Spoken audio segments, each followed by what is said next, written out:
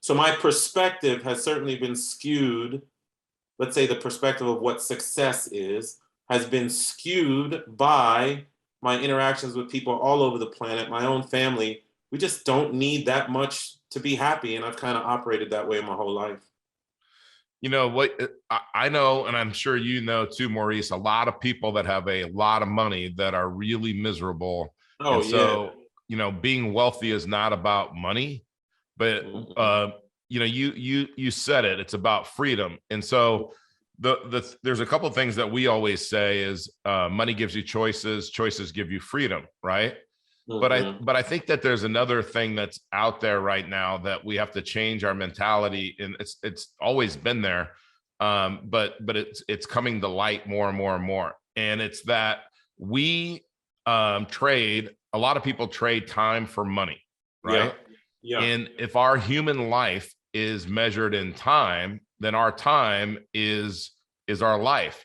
And Mhm. so if governments are debasing the monetary supply, right, and they're stealing from us, then in inflation and taxation, et cetera, that inflation is a stealth tax, right? We're not approving it, we're not voting on it, it's just happening, and it's stealing from us. It's legal plunder, as Frederick Bastiat would say. Yep. Now, if they're stealing our time, they're stealing our life. That's the very definition of slavery: stealing someone's life.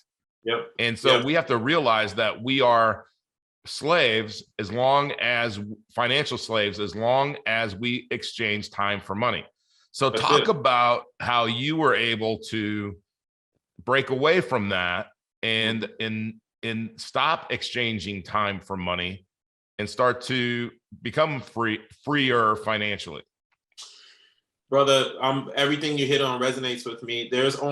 We look at this life thing in years. The average lifespan is 79 years. That's 28,000 days. I'm 46 years old. I have 10,900 and change left. I'm not wasting any of it.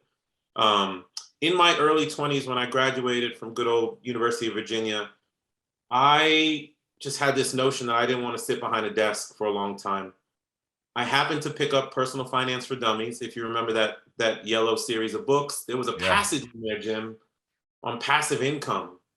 And I was like, so I can make money divorced of my need to physically be somewhere. That resonated with me.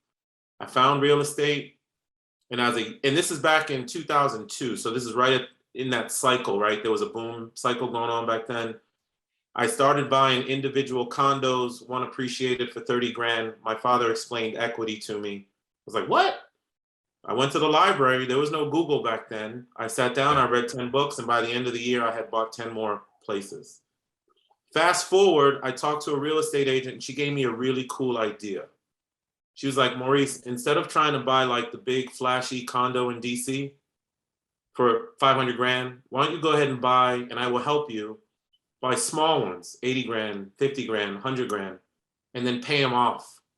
She told me to go buy these little things and pay them off over time, and it stuck with me.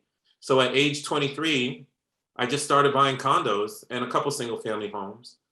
And I systematically used my paycheck from work. I paid myself first, right? My future me was my number one bill.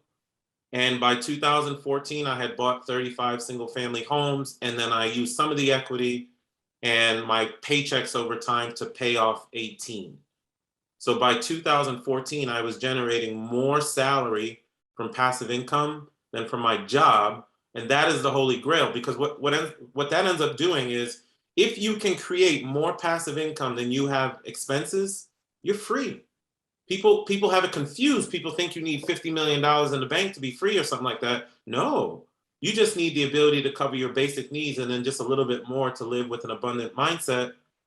I created that by 2014, but I kept working, because once you create that, you start to realize that life is not just about money. I had other goals to achieve.